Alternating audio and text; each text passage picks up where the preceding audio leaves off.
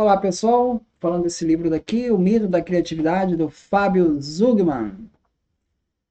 Um outro ponto que ele destaca é que a criatividade ela não é uma coisa meramente abstrata, ela tem que se concretizar.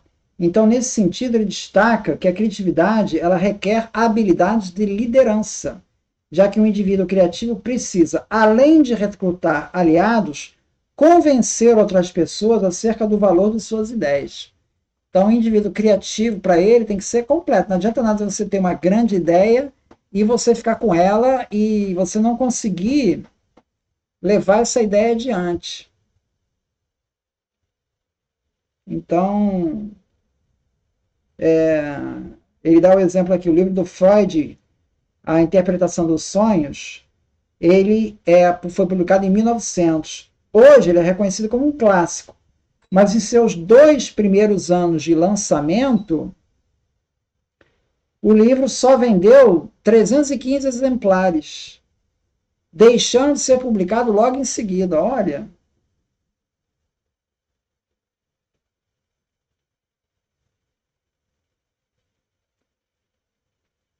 então ele dá exemplo dessa questão de você saber tocar adiante, né? Então, para isso, vai ser importante essas negociações, né? É fácil notar a influência da sociedade na história dos movimentos científicos e das inovações tecnológicas. Galileu, por exemplo, foi forçado a escolher entre desmentir suas ideias sobre astronomia ou enfrentar a fogueira. A teoria da evolução de Darwin até hoje encontra opositores por ameaçar as bases de algumas grandes religiões. Também podemos perceber em casos assim as influências do ambiente político e do econômico, além do ideológico. O período das grandes navegações enriqueceu cidades como Veneza, Roma e Milão, que podiam se entregar ao capricho de contratar artistas famosos e erguer monumentos para se embelezarem, incentivando assim a criação artística e dando início assim à chamada Renascença Italiana. Então aquilo tudo, aquela criatividade toda, ela foi favorecida por esse ambiente. Esse ambiente daí, você não está desconectado desse ambiente, né?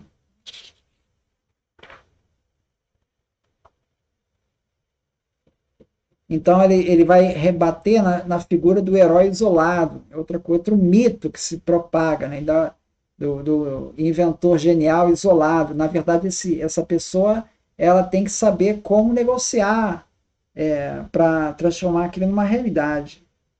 Visualizar o papel da estrutura é um modo fácil de quebrar a imagem do herói solitário e entender as pessoas atrás das lendas. Muitos já ouviram aquela famosa frase do Isaac Newton: se conseguir ver mais longe, é porque me apoiei nos ombros de gigantes. Ela é frequentemente citada como uma lição de humildade da parte de Newton, que acreditava parte de seu sucesso aos gigantes que os antecederam. Não é isso a mensagem? Subir no ombro de gigantes. Eu sou pequeno, subir no ombro de gigantes, né? Só que a questão é que o Newton falou isso contra uma pessoa que era bem crítica dele, né? Que ele rival dele, um dos maiores rivais dele, que era um anão. Ele era anão, esse rival. Então, quando ele escreveu assim, se eu conseguir ver mais longe, é porque me apoiei no ombros de gigantes. Ele está querendo dizer assim, não foi no ombro de anões como você que eu me apoiei. Eu me apoiei no ombro de gigantes. Então, o Newton usou essa frase, mas para diminuir o cara, que ele era um anão. Entendeu? Quer dizer, não foi uma lição de humildade por parte de Newton. Pelo contrário, foi uma ação de arrogância para sacanear o cara que era anão. Ó, não é por causa de você que eu subi, não. Foi por causa dos outros. Tu é um anão. Eu subi no de gigante.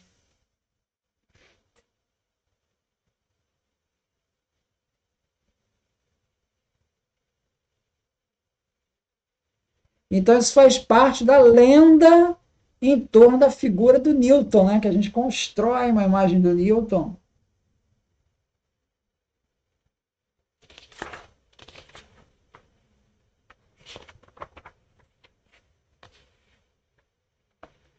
A criatividade é tanto um produto físico quanto um fenômeno social.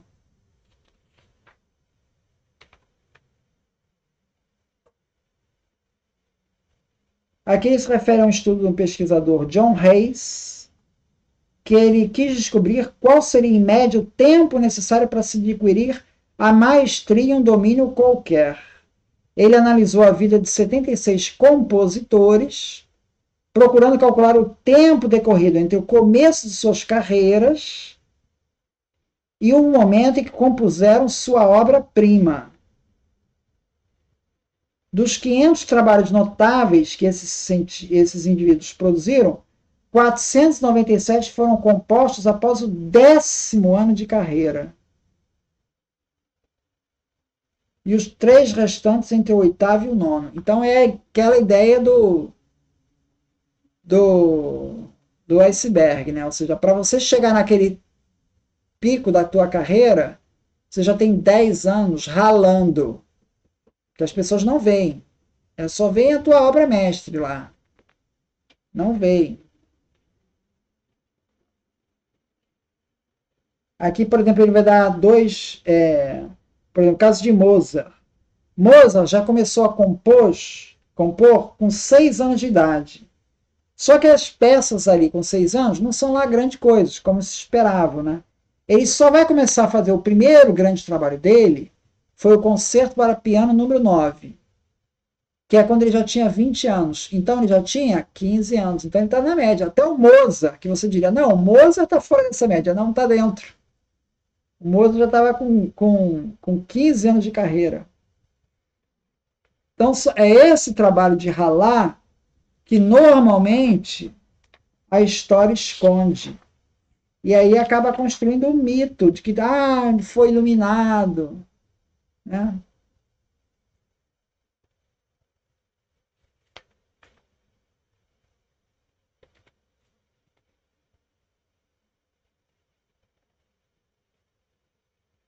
Em 1960, o escritor húngaro Arthur Koestler propôs que a criatividade era, de certa forma, semelhante à descoberta, à arte e ao humor. Por quê? Porque, por exemplo, você pega, por exemplo, no caso, uma mágica, um mágico, né? O mágico, ele faz uma mágica na tua frente. Você não sabe como é que funciona. Você fica maravilhado com aquilo. Aí depois ele te conta como é que ele fez. Aí você diz, isso aí é fácil, até eu fazia. Você diz isso depois que você viu a solução. Depois que você viu, é tudo fácil. Tu pega uma música, uma obra-prima, você fala, essa música é muito simples, qualquer um faria. Por que você não fez? Esse é o problema. Tudo é ridículo depois que já está feito. Né? Antes, ninguém fez. Né? Tudo é muito fácil, só que você não faz. Esse é o problema. Esse é o problema. Tende a minimizar a criatividade, quando na verdade é fruto de um esforço, né? E um esforço que as pessoas preferem fazer de conta que não querem ver, porque elas não querem passar pelo mesmo esforço. Então elas preferem acreditar nesse mito da criatividade. É mais cômodo.